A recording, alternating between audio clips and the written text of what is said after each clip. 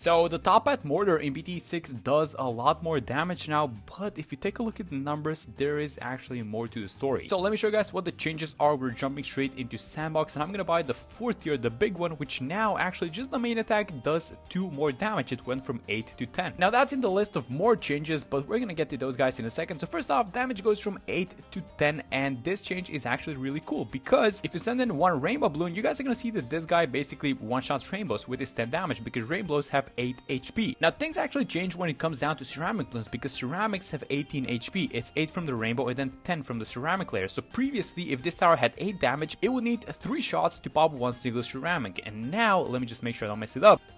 So there goes 1. And now this is going to be number 2. There you go. You only need 2 shots to pop one single ceramic, which is really cool. Now the other changes have to do with the DPS if you combine it with the bottom crosspath with the burning stuff. And now the 402 goes from 7 to 12 damage per second. Now that is about a 70% increase. And to show you guys how ridiculous this is, I'm just going to send in 999 ceramics and let me show you guys what is going to happen. All of these ceramics just get one shot and then the DPS take care of all of the leftovers. This is crazy, guys. And then just an already mentioned that the biggest ones DPS got increased from 60 to 65, so that's a nice little, about a 10ish, I guess a little bit less than 10% increase, but we're gonna take everything. Now because we're gonna go for the bottom crosspath, actually just going straight for the Mortar is probably not a good idea because that guy lacks attack speed and he's just gonna be missing shots left, right, and center. That's kind of the bad thing about the bottom path, right? If you go for the middle crosspath, you actually get a lot more consistency and you stun the balloons a little bit more, starting with the shell shock. So, you know, as usual, it's some sort of a trade-off, but let's go for the bottom crosspath because this new DPS actually looks really good, and let's see if we're gonna be able to do that. Is a yes, there we go, that's a snipe, very good. All right, that was a very important round because now I think if we can buy just like Striker Jones somewhere, I guess around here is gonna be fine. He's not gonna be seeing too much of the track, but I'm just gonna keep him like this. Yeah, there we go. He's doing just a little bit of damage, but that's enough to help us survive these early rounds, right? The Dart Monkey, yes, there we go. All right, then we get just enough money to remove the obstacle, so I'm gonna do it. Hopefully this wasn't a bad idea because our defenses are not exactly the best. I'm gonna use the level 3 ability. I think whenever these purple balloons arrive, I see a couple of them. Let's try and hit a couple with the abilities to do it like that. I think I got 3 and that should be about it for this round. Yeah, let's just go for the bottom path on the sub now, actually. All right, so round 23, we have to do something different. So first off, get the village, which is going to be the discount village. I think we're going to have it like this, and then we need to use the Striker Jones level 3 ability. Let's use it now. I think I got a good chunk of these guys. It's a bunch of pings. Is the sub going to get them? Yes, it is. That's amazing. All right, so 24 Camel Balloon. I'm just going to get one of these darts up to 002. That should be fine. All right, so is this doing well? I think the village is giving just a tiny bit of extra range to Striker Jones. So look at this thing. He's actually reaching the middle track and he's doing a decent amount of AoE. I can't believe I'm saying this, but we're actually surviving thanks to Striker Jones around 27, which is the most ridiculous thing ever. All right, now let's try and see what we can make of this round because it's the first Let's, so we can pop Let's with Striker, but it's gonna leave them to Black Bloons. And are we surviving versus these guys? It doesn't look like it. All right. Okay, so here's what we could try and do. We could try and get the advanced intel on the sub, and then maybe we can play off of the ability. So for example, use the ability, pop 2 of these guys, just clear out the air a little bit and just make it a little bit easier. And I feel like there's only one lead balloon left, but we should have this one, right? Let me just see. So Jones is gonna pop it. Yeah, there we go. That was amazing. All right, now let's try and do something similar. So this is the first one, so I'm going to use the ability. We're going to get 2 leads on the side, and then with the normal all attacks, Jones is going to pop a couple, so hopefully we just don't get overwhelmed. That's about it. Oh, that he popped 4 with 1 shot. No, that was ridiculous. Is that going to cost us a round? I think it is. Oh no. Okay, you know what, I'm just going to place the Mortar. I'm going to have it attack like this. You guys are going to see how pathetic this guy is actually. So he does pop lead balloons, but no, it's just with the lack of attack speed. I mean, he is going to help a little bit. No, this is really sad. I mean, we can actually micro the Mortars. It's probably not going to be too bad, but let's see how it's doing now. I see the pings getting popped. I think, yeah, we actually do get it done. That's really good, actually. Yeah, this Mortar early game, guys. You definitely need some other towers, that's for sure. So let's get the Bloom Buster. This is another +1 damage. So it does 3 layers of damage at once, but it's coming at the worst time ever because 35, a lot of Black Bloons. It's going to be really nice versus 36, by the way, versus all those pink rushes. But if we take care of this one, then I think actually 36 is not going to be an issue. Yeah, there we go. I mean, we are getting about 10% extra attack speed from Striker Jones as of now, so it's helping out a little bit. Why not? Let's get the Shell Shock as well, and let's see how much we can buy. Oh, we can buy the full thing. Okay, so 302 Mortar. There we go. How's it going with the camos? It's only the sub and the Dart Monkey that we bought, so they're kind of playing off of each other. But how are the Bloons going? Like these pink rushes? Yeah, that's fine. That's amazing. All right, so we have one more problem left to fix, and that is going to be finding a way to deal with the Moabs. So here's what I'm going to do. I'm going to buy the bigger radius on this guy, and I'm going to have a millipede bomb. Actually, I'm going to have a Moab Mauler right here. I know it's not exactly the spot, but once we buy like the 402, we we don't care actually about this tower anymore. Alright, and here comes the mob. So this guy doesn't exactly see it yet. I don't think we're gonna be buying the extra range, honestly. I think we're fine like this. Maybe give everyone a little bit of extra attack speed through the jungle drums, and we do have Striker Jones's level 3 abilities. As soon as this mob pops, we need to stun the ceramics to go like this, and then have the mortar attack like this, and the DPS is gonna take care of everything. There we go. Let's see how we do versus round 43. By the way, this is only a 302 mortar, which should be doing a good actually, which should be doing a decent amount of DPS burn by itself. And look at this ceramic. It actually is. It actually is getting through the rainbow layer for sure, maybe even a little bit more. You know, this mortar is a really nice combo with the burning stuff monkey knowledge, which I think makes it tick a little bit faster. Maybe it like ticks every second and it goes down to like 0.75 seconds or something like that. I'm sorry, I don't exactly remember how it works, but what I'm getting at is that if this DPS got buffed in the recent update, if you have the monkey knowledge and if you're playing normal games, the DPS is just gonna be that much higher. Okay, so 45 ceramics. Let's just watch this one, and then we should have the money for the big one on to the next round. I think the DPS, how's the DPS looking? I mean, is it going through the 45 ceramic there? I don't think it is, or maybe barely. We took care of the round, to be fair, but I don't think it was thanks to the mortar only. I feel like some other towers did some DPS, but there we go. We get the money for the big one. So you know what? I'm actually gonna buy just to show you guys how ridiculous this thing is. Look at this thing. As soon as it touches a ceramic bloom with this new DPS, bam, it's gone. Let me show you guys 49, and this is gonna be without an alchemist. So here comes the ceramics, and look at this thing. Bam, one shot, and the DPS just instantly on the first tick it gets rid of them. This is really good because the DPS isn't just like one tick, it's a couple of ticks actually. I think it's like 3. I just have this guy in place, by the way. I think we might be able to do that. So the DPS effect has been applied in this mob. Yeah, he's gonna burn through. So the mob just burns from the DPS, it leaves the ceramics, and then the ceramics just get touched by one of these explosions, and that's about it. Literally nothing is going through. Let's see if the BFB is gonna do something. I don't know, I'm just gonna have the mortar like that attacking one spot. And are we actually dealing with the entire BFB? So here come the leftovers. Alright, so these guys are gonna have the DPS onto them, and as long as we don't miss any of the, which we did, we actually did miss some of them. Alright, so here's how we're gonna play this. I'm just gonna give this guy an alchemist. I'm gonna make it a 4, I think something like a 4-0 alchemist is gonna be fine. We just need a little bit more attack speed, but what you don't need on this one, I don't think, is an overclock, believe it or not. So even though this guy is missing attack speed, I don't think that you should be giving him that much attack speed is what I'm saying. Because we're playing off of the DPS, you're not exactly looking to like be dishing out damage like that, but the only thing that you're looking at is just like attack the balloons once and have the DPS do the thing. So we're not exactly looking for like super fast attack speed is what I'm saying, but let's see how we do versus 63. It shouldn't be an issue. Oh my god. Oh yeah, let's watch the second wave of ceramics, but I'm just gonna speed things up and let's see. Oof, that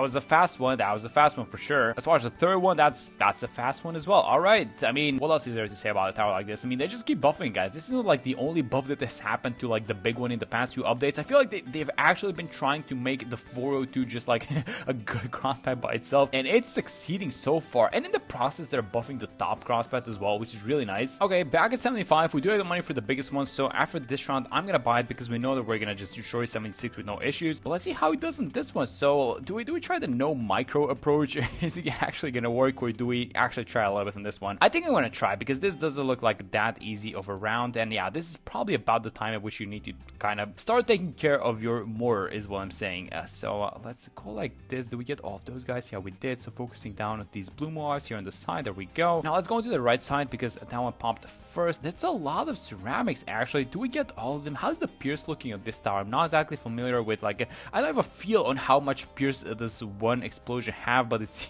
seems like it's more than enough, it seems like. And there we go, that was 76. So you know what, I'm just gonna buy the biggest one, guys. Now this guy does have a little bit of a stun, and if you go for the mill crossbat, you're gonna have a little more synergy there, especially with the Striker Jones extra attack speed. 81, let's start taking care of business and let's get ready for free play. So one of the things that I wish I'd have done differently is I think I just wanted to have like both of the villages here so we can get some extra discount on this guy. I want to have something like an absolute zero ice in the mill, so let's just buy it. The absolute zero now slows down mob class balloons. This is amazing with the aura, and this is amazing because it's just gonna set all of these guys up for the mortar. Now this aura obviously works on mob class balloons, so it should work on all of these guys. It actually doesn't let them come close to the aura and get slowed. It seems like it's just like one-shotting the blue mobs, which is just amazing. I mean, to be fair, this is, at this point, it's like a $50,000 tower, so you would expect a tower from this caliber to actually be able to perform somewhat well by itself into free play, right? I think what Ninja Q is trying to do with these changes is they're trying to make it a little bit easier easier because whenever I think about the mortar and reasons why people don't use the mortar, it's probably micro because you just have to keep going like this, you know, you just have to keep moving, keep following the balloons. But if you give it a little bit more damage and if you kind of make it a little bit more easier for people, then it might be a little bit more attractive for people to start using it again, or at least that's the way that I look at this thing. Or you can just find yourself a map with like a good loop and you can just let it attack in its spot. It's probably gonna win the whole thing by itself. Okay, let me actually not jinx it because the 90s are probably gonna be a little bit more difficult than this. Right, so 89, 45 BFBs, but we have some very interesting rounds upcoming and we need to get ready for the 90s. So the first thing that I want to do is call to arms. This thing again gives attack speed and damage, and we're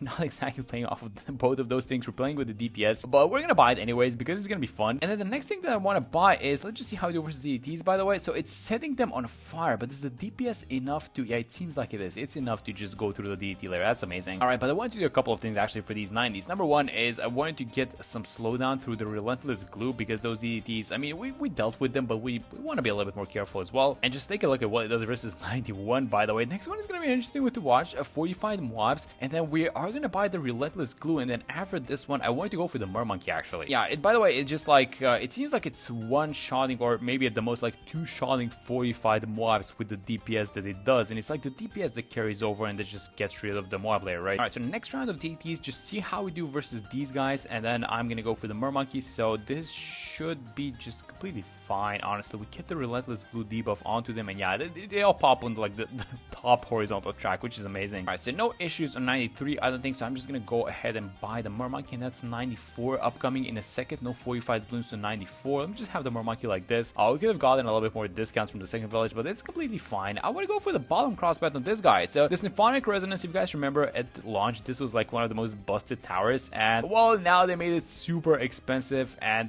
they played around with like the Pierce and stuff with this tower, so I'm not exactly sure how good is it because I haven't bought it in a while. But this is 94, by the way. 94 is just like gone in a second, and the cash is right on time for the Symphonic Resonance. Okay, so let's just buy this guy and let me just see where we can have this little totem at. Alright, so I think this is gonna be a good spot, right? So right here in the middle where the explosion is, just keep all of these mob class balloons just walking and just kind of going into a circle, and if something like somehow gets missed or whatever, it's just gonna get hit by one more so many times. And how is everything looking? Like these DDTs, some of them are actually getting, oh, there's not that many DDTs getting sucked into the Mermonkey totem though. There we go, we're picking up steam. Not sure that this is like a necessary thing, but it's like such a cool combo with the mortar regardless of which crossbar you go for, and there we go. That's so easy and so fun actually. You know what, now that I'm thinking about this, even if you're playing in a map that is not really good for the mortar, you can kind of make it good for the mortar by just buying the Mermonkey and just having everyone go in a circle, right? Yeah, some of these combos in BT6, man, they're just super fun. But it's 96, so I think this is gonna be the first time where I'm actually gonna use the call to arms. So let's just get a little extra attack speed, and the Striker Jones is level 20, I think. Yeah, there we go. All right, so when you activate the level 20 ability, all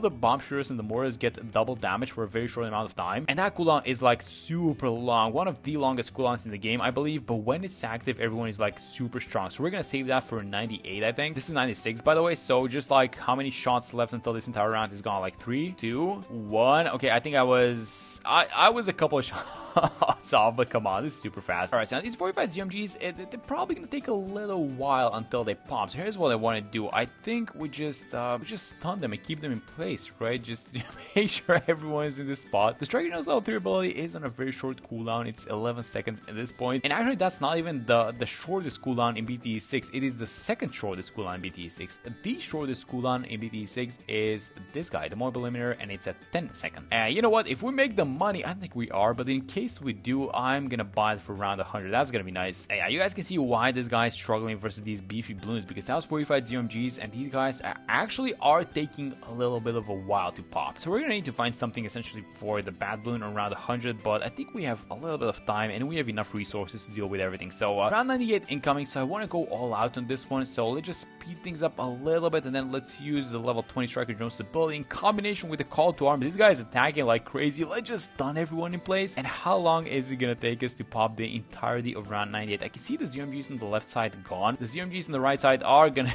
get popped in a second. That's the entirety of the round, guys. I'm just gonna use the stun ability one more time, and that is round 98 with this new insane mortar. That's really good. And it's like such a fun combo to watch as well, right? I mean, come on. Let's do we want to freeze these guys? I think maybe, yeah, let's just freeze these 45 DDs just to be safe. Everyone has a DOT applied onto them, so that's like the most important thing. And if you just buy yourself enough time, it's gonna gonna be fine. There we go. And now for the biggest problem, if you can call it like that, in this specific game. So let's use the, we don't have the mob building, by the way, it's only the assassin, but it's gonna be fine. And then the call to arms with the combination with the level 20 ability, I'm just gonna use both of them. Let me just see how much damage each like bomb is doing from this guy. Not too much, honestly. Like the majority of it is coming from the DPS, I'm pretty sure, and not exactly, you know, from the normal attacks. And this is taking a while for sure. How is it gonna be enough actually? 1,763,000 pops, and unfortunately I did not pay attention to how many pops we started this one. So let's use the call to arms again. Let's use the assassin ability. It's a little bit of damage. We'll take everything at this point. We did about 4,000 damage so far, so not too good. And I think this is like the last stage of DPS which we have to go through. So let's call like this. Oh yeah, this is definitely getting a little bit spicy at the end. Yeah, this guy is missing so